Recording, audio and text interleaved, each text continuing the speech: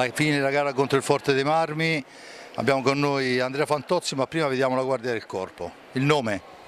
Abramo Bechini. Alessio. Leonardo dalla Tommasina. Perfetto, i ragazzi della Guardia del Corpo adesso sono contenti, parliamo di questa partita, una partita difficilissima.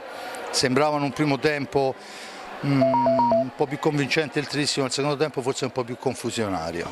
Sì, buonasera a tutti, intanto sì, l'analisi è stata quella, nel senso loro hanno giocato la loro partita, sono stati fortissimi, è una squadra che comunque l'anno scorso ha vinto lo scudetto, non l'ha vinto a caso.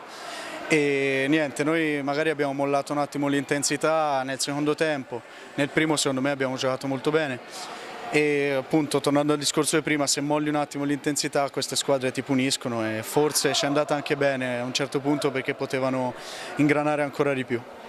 Nel secondo tempo soprattutto abbiamo visto un Trissino un po' più macchinoso là davanti, no? Sono mancate forse un po' di triangolazioni, non so se il fatto di aver già conquistato questa regular season può far scattare qualcosa.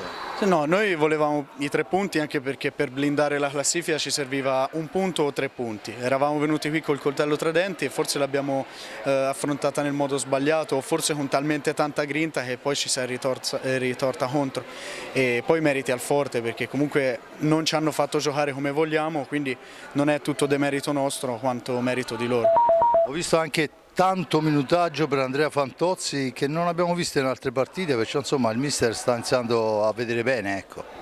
Grazie mille, spero, io mi impegno sempre e spero comunque di arrivare al risultato che vogliamo tutti come i tifosi, che ringrazio di essere venuti qua, cioè di conquistare lo scudetto. Giorno dopo giorno lavoro sempre di più. Bene, io ti ringrazio Andrea, alla prossima. Grazie a voi. Grazie.